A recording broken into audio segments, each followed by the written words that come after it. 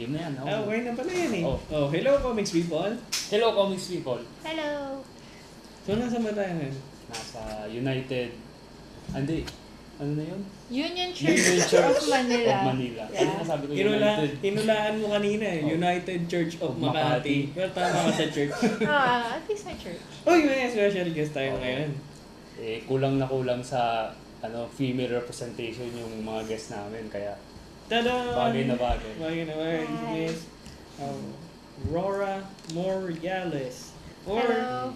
mas preferred nyo na Miss Rory. Yeah, Rory is fine. Rory. Hi. Hello. Okay, tapos, yung topic din natin ngayon, kasi may upcoming event yung Comic Dojo. Yes, this is our event which is happening on Saturday already. Oh shit! Saturday na!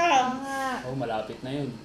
Kung kwento niya naman yung 12-hour Comic comic book challenge. challenge. Ano yung what about it? Parang ganun. Okay, kasi a long time ago, some guy in the States started this thing called 24-hour comic.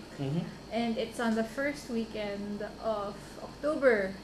And hindi kaya ng powers ko mag 24-hour comic. Para sa mga Mahirap bata yun. lang yan. Mahirap yun eh. So, 12 hours na lang para Para mas mas kaya ng konti. Half marathon siya. Oo, half marathon. Yun. Sumali kami dati nung nung 2 years Oh, 2 ago. years ago. Sa 24 24-hour comic. Si Albert yung nag-host. Oo. Oo. So, narinig ko nga na si Albert meron siyang ginagawang 24-hour comic October. Yung first time ginawa namin, August siya. So, at least hindi sila magkasabay. Ngayon, si Albert, daddy na rin. Hindi na rin niya kaya mag 24-hour comic. So, nag-join forces na kami para 12 hours na lang. Kaya pinanganak tong 12-hour comic. Sort So of. since last year, 12 hours na siya. Last year 12 hours. Pero last year was Albert's last 24 hours comic. Yung Comic Dojo, ito yung grupo niyo. Yes, it's our group. Basically, we just wanna make good vibes comics. So, we wanna make it family-friendly. Again, kasi may mga anak na kami. At gusto namin yung comics na pwede namin pakita sa mga parents namin, sa mga lola namin, na hindi kami mahihiya or ma-awkward na kailangan namin i-explain yung mga bagay-bagay na mahirap i-explain. Idaan na lang sa comics. Pwede. Pwede. So parami na bang last year sumali ka dun sa Sa sa 12 hour. 12-hour comic. Tapos ito yung lumabas. So, I was pregnant during that time. So, gumawa ko ng comics Nanganak tungkol ka sa... ng comics. Yun. panganganak yung comics, tapos nanganak ng comics. Oo. So, I based it on a song by Bjork kasi hindi ako writer. So, nag-cheat ako. Gumamit ako ng lyrics ng song. Tapos, it's about my birth experience. Kahit na hindi pa ako nanganganak. Available pa to sa mga cons? Binabenta ko pa siya sa cons. So 12 hours to? Ang nangyari kasi sa challenge namin, meron kang 3 options. May classic speed challenge. Yun yung from start to finish, 1 page per hour. So, at the end of it, meron kang 12-page comic na matatapos. So, yun yung speed challenge. Yung second is yung focus challenge. Yung meron ka ng project na wala ka ng time na gawin kasi tayo mong deadlines. Okay. So, gusto mo lang mag-set aside ng time, 12 hours, na yun lang talaga yung i-concentrate mo. So hindi siya tuloy-tuloy na... Tuloy-tuloy siya, pero existing project. Kung meron kang book na i-illustrate, tapos wala kang time. So, at least, sagrado tong 12 hours na to. Wala kang gagawin. Oo, na dun lang talaga. Na wala kang distraction. So, hopefully, may matatapos ka din. Oo. Tapos yung last, yung finish him challenge. Ito naman, kasi yung classic challenge, wala kang preparation eh. Ito, gumawa ka na ng script mo, gumawa ka na ng pencils. So, gagawa ka na ng, yung final inking or yung coloring. So, you're gonna finish yung final artwork mo on that day. So, parang, depende kung anong gusto mong gawin. At least, meron kang space. Kasi, na-notice ko, pag mga creative people, palaging yung mga personal projects natin, na napupush aside. Oo. So, hindi natin nagagawa. So, at least ngayon, meron ka talagang time na lock-in. Alam niyo yung hackathon? Hindi naman. Hackathon. What's hackathon? Hackathon parang Marathon na So, para sa programmers siya. So, usually, 12 or 24 hours or even 48 hours na tuloy-tuloy gumagawa sila ng program. So, ito parang ganun din na lock-in na marathon. Pero, instead na programming ginagawa, comics making. Okay. So, dun sa mga yung mga types ng challenge. Ano to? Ito, ginawa kong finish him, or focus challenge. Kasi, finocus ko talaga siya. Ako, event organizer ako kaya hindi ko magawa yung iba. Pero, kung hindi ko ginagawa yung event coordination or helping people, fina-focus ko talaga to. So, ang plano ko, tapusin siya bago ko manganak, pero hindi ko nagawa. So, ginawa ko yung page thumbnails natapos ko before giving birth. And then the first week, after I give birth, parang pagdulog yung baby, ini-ink ko na siya, fina-final art ko siya. So, I gave birth October 3. So, by October, anong October ba yun? Yung Comic Con last year. I think November, hindi ko na sure. basta, 6 weeks Basta, old yung baby ko oo. nun eh. So, release namin ito. Nung Comic Con. Oo, nung Comic Con. Mm-hmm. Tapos, meron ko atang mga comics dito na ginawa last year. Digital ba ito or traditional? Both. Both. Okay. So yung sketches, traditional pa rin? Oo. Tapos, basically, cleaning up ko lang na digital. So, actually, lahat ito mostly trinace ko using tracing paper. Ito, ginawa siyang focus challenge. Si Gabby Mara yung gumawa. Hindi ko alam kung nakita nyo. So, meron siyang colored version na ginawa. So, she did a finish him challenge. Tapos, cleaning up lang niya during, afterwards. Ito, she also did a focus challenge. This is full color watercolor. Ang ganda ng paggawa niya. Oo. Tapos, hindi niya ginawa, I think she already started it before the 12-hour comic, pero natapos niya a huge amount. So, siguro focus him din. Focus din to. Ito naman, from start to finish, from last year, it's Moxie by Zaira Kitanig. And, So ito yung classic? Ito yung classic na from start to finish, 12 hours. Tapos, actually, she was sick during this time. Dedication. Dedication talaga. Tapos, ito, start to finish din. Si Juan. Anong last name ni Juan? Villamejor. So, gumawa kami ng workshops last year na 6 weeks. So, everything from how to write a comic to drawing pages to inking, tinali namin. Tapos, yung parang practical exam yung 12-hour comic. So, we went to the classes. Tapos, nagawa niya. So, as you can see, medyo simple yung art niya. Kasi yung strength niya talaga writing. Saka para din madaling, di ba? Madaling matapos. Oo. Si RD partida rin siya nung 24-hour comics. Kasi nung pagdating niya, galing pa sa trabaho na 9 hours. Wow! So, dedication na doon. Basta ko yung unang natapos. Kasi ang gusto gusto mong gawin, itulog yung remaining hours. Pero natapos niya kaya amazing. With how many hours to spare? Mga 4 pa, no? Oh, wow! Hindi ko na maalala. Pero matagal pa yun. Nakatulog pa talaga siya. Sarap. Ako, hindi ko pa alam mo nang gagawin ko this time eh. So, siguro... Pero okay ngayon dun sa nabanggit sa meron kang choices. Kasi dahil sa 24-hour comp, talagang sabay-sabay lang ka tayong mag-recreate on the spot. Parang yung first choice lang. So ngayon, meron akong mga projects, siguro gagawa ko nun sa focus. Yun ang gagawin ko sa Saturday. Kasi pupunta ka sa Saturday. Yay! Thank you. Yan, sasali siya. Nagkataon kasing may event. May event naman siya, yung Geek Day. Geek Day. Na-notice na namin ni Albert, parang ang daming events sa October. Sunod-sunod siya. Sobra. So, baka next year, baka i-timing namin na hindi namin i-aim ang, kasi ang aim namin gagawin for November Comic Con. Siguro next year gagawin namin for Indiket or Summer Con. Pwede. Natin. Para at least may space. Kasi parang, sunod-sunod na sila lahat eh. Oo nga eh. Parang halos every week may event. Tapos yung ibang weeks sabay-sabay. Oo. Last week, naman tayo, Pop Expo naman. So, ito yung mga products last year. Meron pang iba, pero nabenta na lahat. Kita nyo? Ito na lang yung aking sagradong last copies. Nakalimutan kong mag-keep ng extra. So, okay lang. At least, kung susold yung mga gawa, ibig sabihin, fruitful yung pag-create nila. We had around 20 participants last year. Yeah. Mas marami kayo nung kami. Wala kaming 20 nun Wala eh. kaming 20. Oo. Yung 24 oras yun, natakot din sila na pressure. But hindi ako masyadong magaling sa promotion. So, ito talaga word of mouth. Mga nagkahakot. Pero kung 20 last year, so mas malamang marami rin ngayon. We'll see. Hey, We'll 106 see. subscribers. 106 subscribers, sali kayo lahat. Sali kayo. Para punuin natin yung event. Actually, may magpa-participate remotely. So, magla-livestream kami. Tapos, meron daw, makikisabay na lang kung saan sila. So, meron natin taga New Zealand, may taga Davao. International. Oo, tingnan natin. Tingnan natin. Kasi live feed na lang, ano na nangyayari. Kamusta naman yung experience mo sa paggawa ng ano? It's really... Ito ba yung una mong comics? It's my first, nung college, gumawa ko ng isang pangit na comics na nakakahiya. Pero, ito yung first na pinablish ko na comic. Title, Zing Boom. Oo. Pero okay naman, ganda oh. Wait, thank you. Ganda, available pa. Mura na. So, musta naman yung experience mo sa pagko-comics?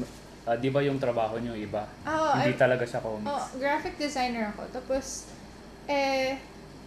siguro, wala akong makitang representation na parang women comic artists. Although ngayon meron na, like si Ivy, okay siya. Madami-dami na nga rin. Madami-dami. Pero for me, like, parang parenting. Si Albert at si Laura, gusto ko yung sa kanila, yung... Honeycomb. Oo, honeycomb. Tapos, pero hindi sila... Hindi yun honeycomb. Homie Homie-comb. Oo, sorry. Common ano daw yun. Akala ko din nung dati honey eh, pero... First look ko din eh. Yun, homie-comb. Tapos, yun yung parang peg ko, goals. Pero malayo pa bago makarating dun eh. So, slow by slow lang. Siguro lang yan. Ano yung mga challenges na... Ano yung experience mo na... Di ba ibang-iba yung graphics design sa comics? Ano yung mga Honestly, natutunan mo? it's just time. It's hard to be a mom and to work on projects and to do my own thing. And parang all the things that I have to do, it's just finding time to do it. So, actually maganda yung Inktober na to, yung parang nasa challenge ka talaga na gumawa dedication, ng something. no? Tapos maganda na may Comic-Con kasi parang meron ka talagang goal na makatapos ng something for a deadline. So, I love deadlines. So, yun.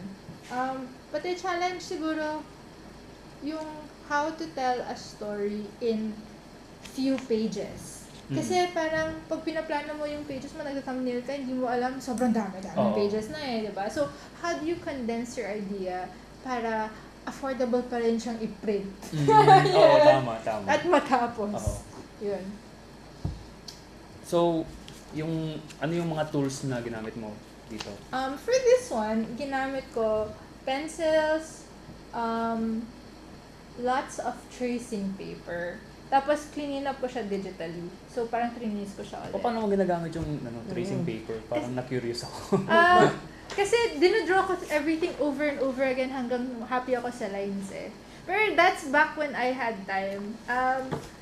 After that, na-notice ko na wala na talaga akong time mag-art. So, napabili ako ng iPad Pro para wala nang clean up, wala nang set up. Digital na lahat. Digital na lahat. So, yung next comics ko, yung Give Ipis a Chance, all, Procreate.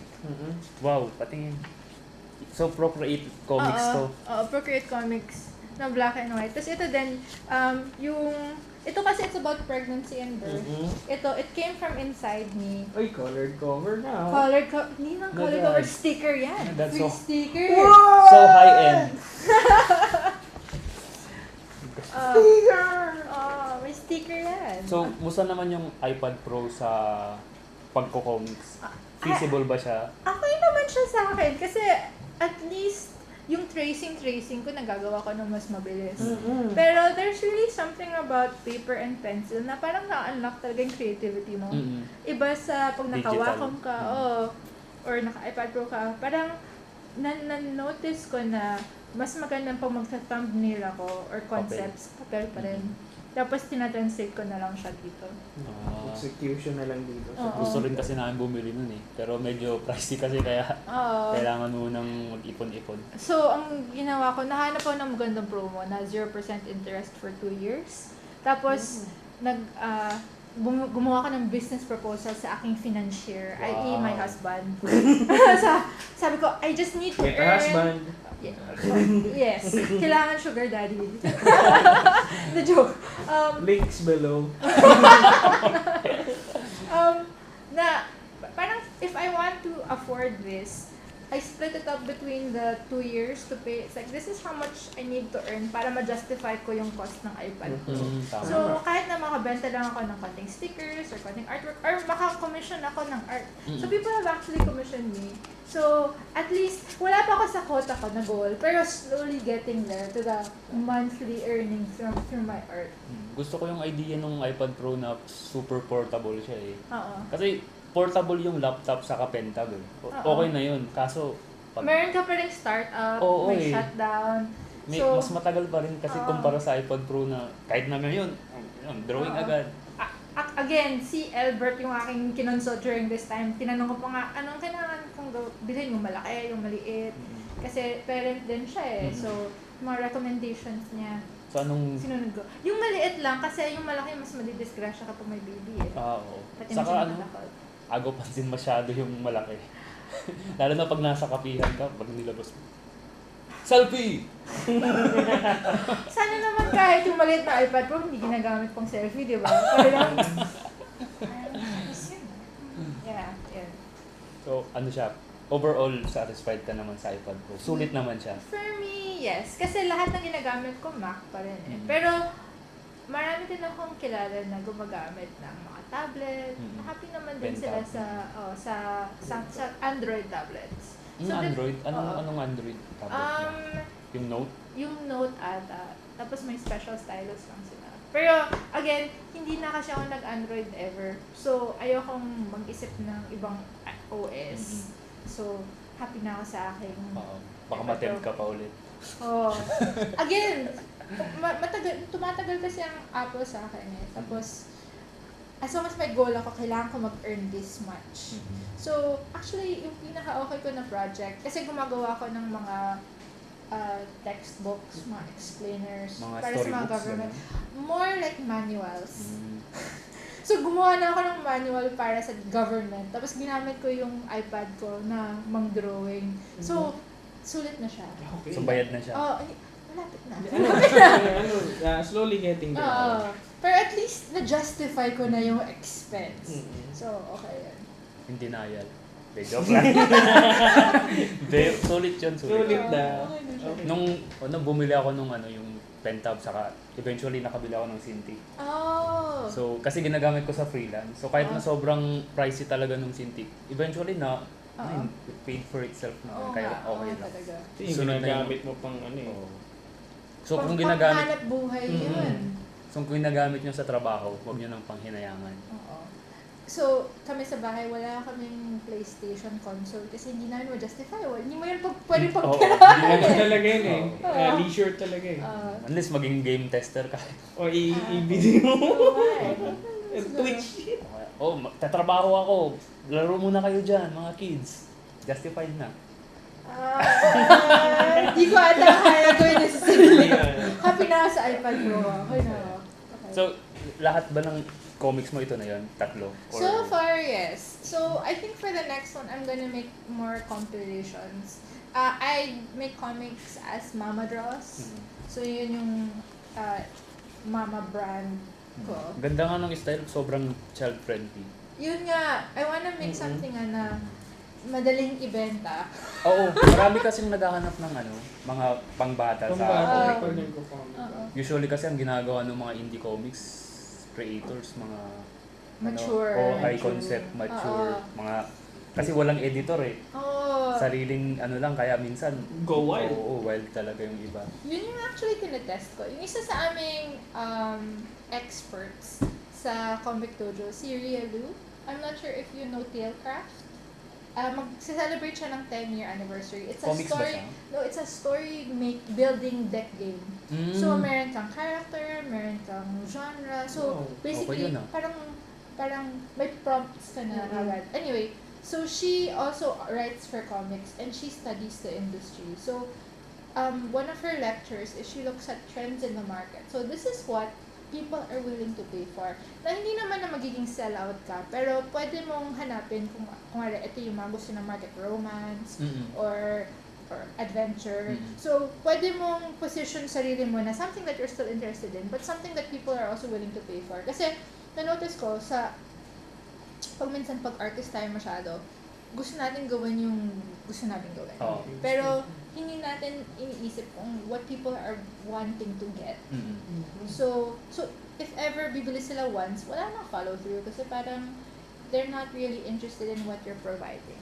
So, one of the things that I'm trying to learn is finding out what the market wants and creating something valuable that's also gonna make it a good space. And there's so much negativity now, diba? Parang, remember sa government. What's wrong with the world, Mama?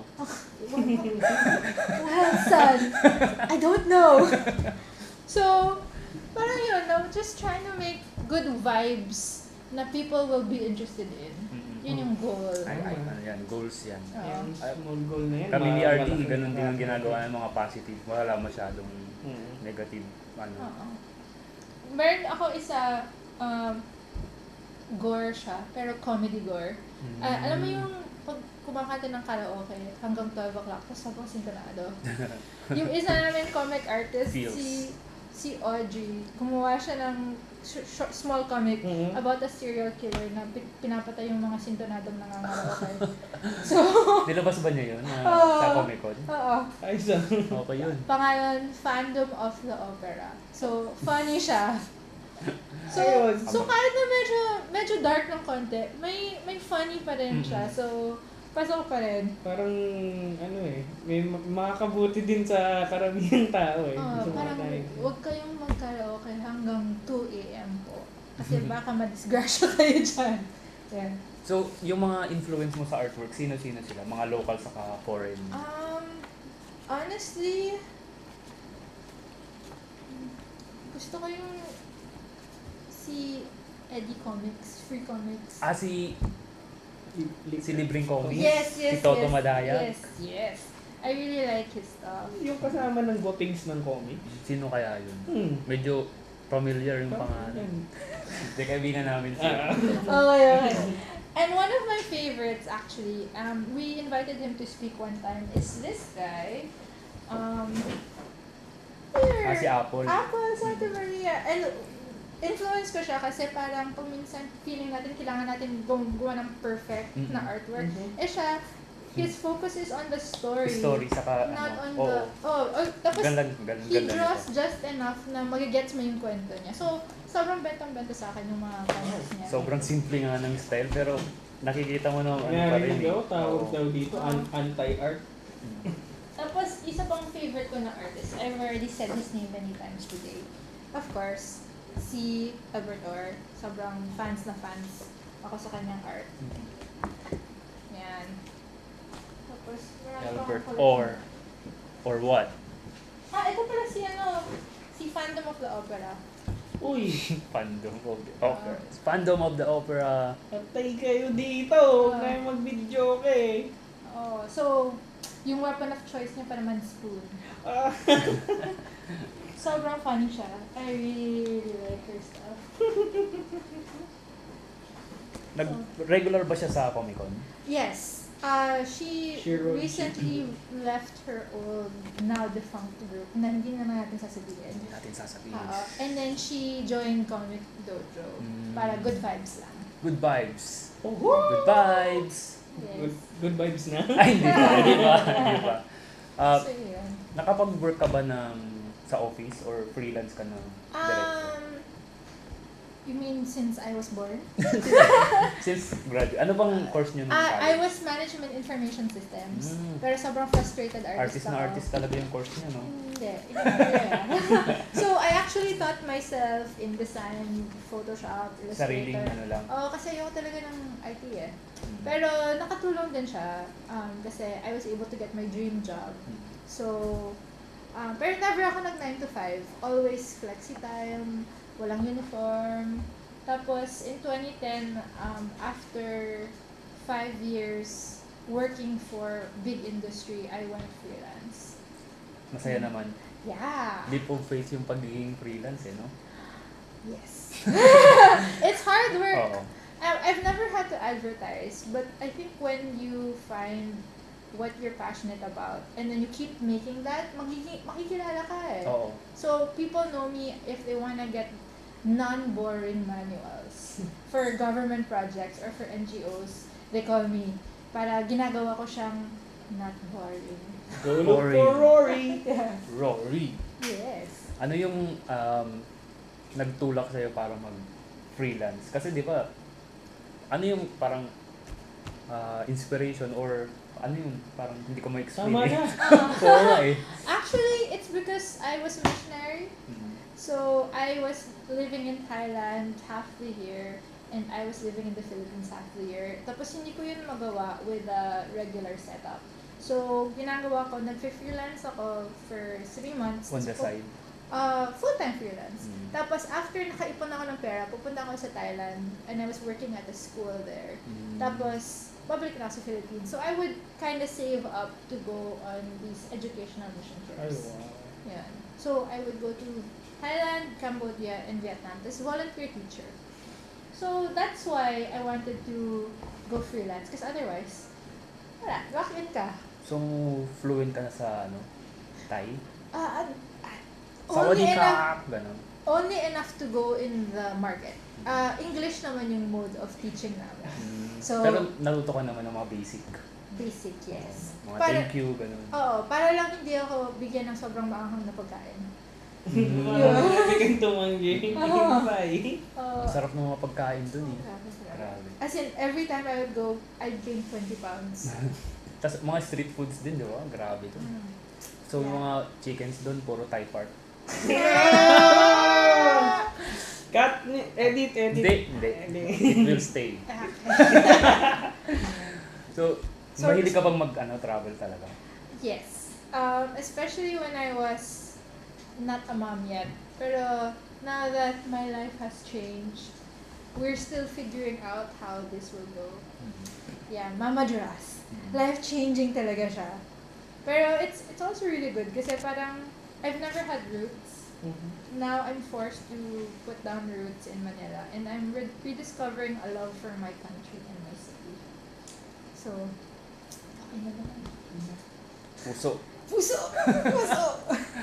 Ano naman yung, balik tayo sa Ay na. 12-hour comic book challenge. Okay. Ano yung mga tips na, Tips. yung mga sasali No, para sa- matapos nila yung May links din below para humabol pa kayo. Oo. Sa Sabado na yun. Oo nga eh. Siguro, Kumain na matulog ng mabuti. oo, yun. May pagkain naman kasi dito eh. So, meron tayong bonchon at Taiwanese food. So, okay siya. Ba't hindi Thai food? Good question. Wala akong supplier eh. Hanap pa ako next time. Sponsor us. Yes. Sa iPad Pro. I'm trying to think. Ano yung tips? I think it's really just focus. Parang, syempre, magiging friends pa rin tayo. Pero, at the end of the day, you really have to put in what you want to get out. So, ibaba na yung social media muna. Ibaba na yung Facebook. Instagram, Facebook. Twitter. Oo, Twitter, wag muna. Instagram. So, LinkedIn. I think it's really just like whatever you're doing at this moment, give it 100%. Oo. So, kung you're spending time with friends, don't keep checking your phone. Spend time with people. If you're making comics, don't keep, checking your phone. Palagi na lang yun eh, Oo. Distractions. So really focus. So, I think the discipline that we want to cultivate with this activity is focus. So if you can develop that within 12 hours, there's nothing that will stop you from focusing the rest of your life. Diba? Pero sometimes we just need an extra push. Yun. Oo nga. So that's why we're here. That's To why give we're- you the extra gentle, friendly, good vibes push in the butt. 12-hour comics this coming Saturday. Yes. Ano na yung ma-advise mo sa mga gustong mag-comics naman? Just start. It doesn't have to be perfect. It doesn't have to be beautiful. any idea, just keep doing it and you'll get better. I don't think I'm good yet. I have a lot of practice to do, but I'm not afraid to start. And put yourself out there. Don't be afraid of rejection. I mean, nobody is gonna be perfect. Diba? Like, anything you do... Basta tapos, yun yung importante. Finished is better than perfect. Yeah. Ay, yung sabi ni Jake Parker. Inktober. Kailan si Jake Parker? Inktober, siya yung yun. Okay. I knew it sounded familiar. Okay. Finish, not perfect. Yeah. Or progress, not perfect. That's another one. Perfect. Wag perfect. Ayan. So, maliban sa mga comics, gumagawa ka rin ng mga stickers? Yes. I make stickers for my baby. I make artwork para lang pwede na siyang i-start sa mga geekery. Maaga pa lang. I made this... Binibenta mo din to sa Komiks? Yeah, pwede lang. Mga isang kidney lang naman. Wow! Mura! Oo, mura! So this one I did last Comic-Con. It's the anime alphabet. It's a limited edition art print. Tapos yung ipa-project ko this Comic-Con, gagawa naman ako ng video game version. So ito puro anime lang. So gagawa naman ako. G for Glory. It's Looking the third. So fun lang siya. Tapos gumawa ako ng sticker version for people who just want one letter. So collaboration siya in terms of the concepts between me and my husband. Kasi mas geek siya sa akin eh. So yung mga Battleship Yamato hindi ko kilala. Pero may Kimba na dito. syempre, diba? The original. Patrash. Lion King. No. Kimba. No, Kimba. Na to. Imba na Kimba. Tapos yung favorite ko si Haposay. Saan? Ang ganda talaga. Super get kuwang-kuwa ko. I'm so proud of that story. Ayan. So, yan pa. Huling punta kayo sa 12-hour comic book challenge. Links below. Maraming salamat, Miss Rory. Thank you so much for having me, guys. Okay, thank you, Komiks people. Bye. Bye-bye. Good vibes. Ardi Aquino, Gustavo Custodio, Mel Casipid, Gil Triscal, Indie Comics.